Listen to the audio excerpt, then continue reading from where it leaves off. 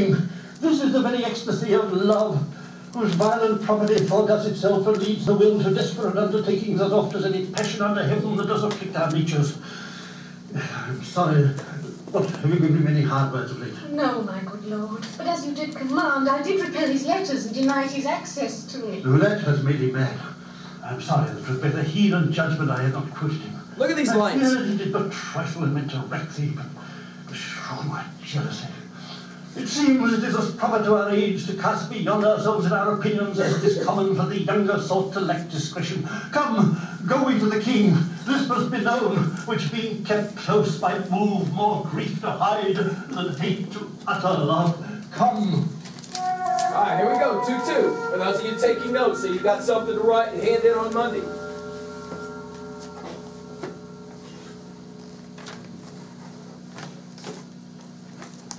Welcome, dear Rosencrantz and Guildenstern. Moreover that we much did long to see you, the need we had to use you did provoke our hasty sending. Something have you heard of Hamlet's transformation, so I call it. Stepdad doesn't want to call him crazy. Nor the inward man resembles that it was. What should it be more than his father's death that thus hath put him so much from the understanding of himself? I cannot deem of.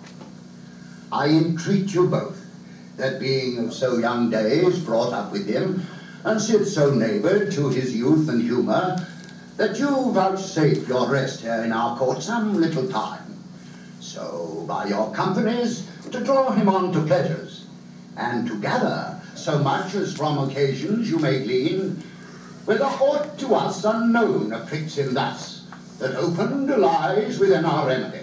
Good gentleman, he hath much talked of you, and sure I am two men that are not living to whom he more adheres. If it will please you to show us so much gentry and goodwill as to expend your time with us a while for the supply and profit of our hope, your visitation shall receive such thanks as fits a king's remembrance. Both your majesties might by the sovereign power you have of us put your dread pleasures more into command than to entreaty. We both obey, and here give up ourselves in the full bent to lay our services freely at your feet, to be commanded. Thanks, Rosencrantz, and gentle Guildenstern. Thanks, Guildenstern, and gentle Rosencrantz. And I beseech you instantly to visit my too much changed son. Nobody wants to Go call summon him you crazy. these gentlemen where Hamlet is. Heavens make our presence and our practices pleasant and helpful to him. Aye, amen.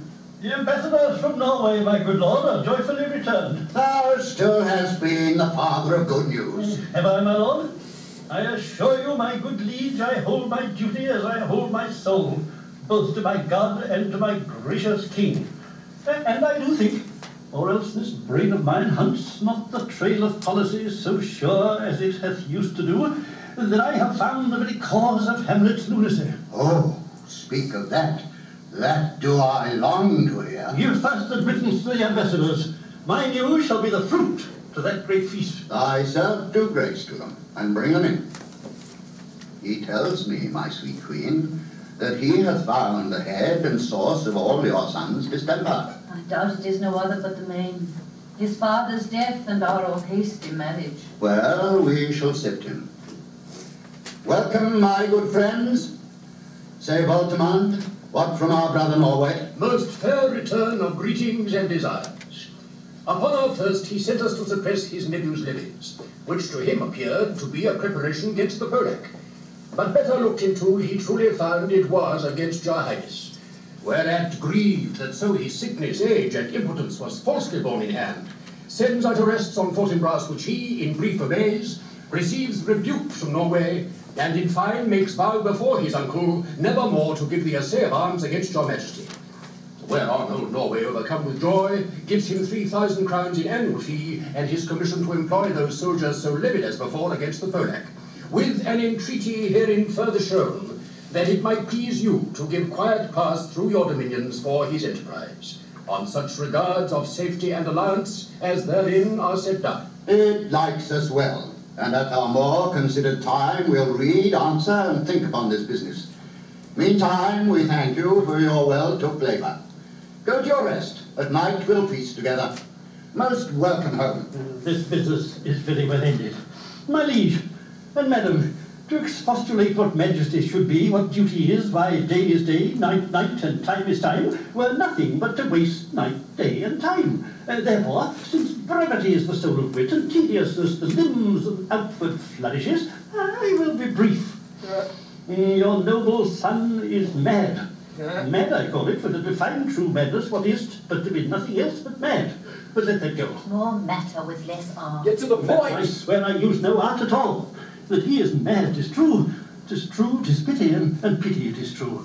A foolish figure, but farewell it, for I will use no art. Mad, let us grant him then, and now remains that we find out the cause of this effect, or rather say, the cause of this defect. For this effect defective comes by cause. Thus it remains, and the remainder thus. Perpend. I have a daughter, and she is mine, who in her duty and obedience Mark hath given me this. Now gather and surmise. To the celestial and my soul's idol, the most beautified Ophelia. Well, that's an ill phrase, a vile phrase, beautified is a vile phrase, which we shall hear. These in her excellent white bosom. Came this from Hamlet to her? Good madam, stay a while, I will be faithful. Doubt thou the stars are fire, doubt that the sun doth move, doubt truth to be a liar, but never doubt I love. O dear Ophelia, I am ill at these numbers, I have not art to reckon my groans, but that I love thee best, O most best, believe it adieu. Thine evermore, most dear lady, whilst this machine is to him, Hamlet. This in obedience hath my daughter shown me. And more above, hath his solicitings, as they fell out by time, by means and place, all given to mine ear. But how has she received his love? What do you think of me? As of a man faithful and honourable. I would fain prove so. But what might you think? When I had seen this hot love on the wing as I perceived it, I must tell you that before my daughter told me, what might you, or my dear Majesty, your Queen here, think if I had played the disc or table book, or given my heart a winking, mute and dumb, or looked upon this love with idle sight? What might you think? No. I went round to work, and my young mistress, thus I did bespeak. Lord Hamlet is a prince out of thy star.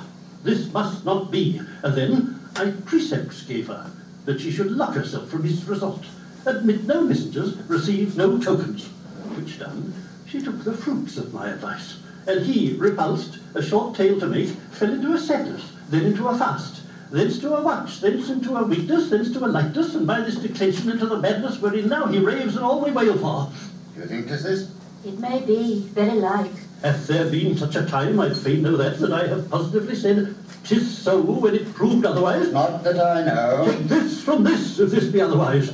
If circumstances lead me, I will find where truth is hid, though it were hid indeed within the centre. How may we try further? You know, sometimes he walks 4 hours together here in the lobby. So he does indeed. The plan. At such a time, I loose my daughter to him. Be you and I behind an amberstep. Mark the encounter. If he love her not, and be not from his reason fallen thereon, let me be no assistant for a state, but keep a farm and carters. We will try. Look where sadly the poor wretch comes reading. Away, I do beseech you. Both away. Abort in present day. All right, here we go. So when we come back tomorrow, we'll hear Hamlet insult Polonius. Excellent, well, you're a fishmonger. Not me, my lord. Then I wish you were so honest a man. Okay, we'll have more to say tomorrow. Thank you.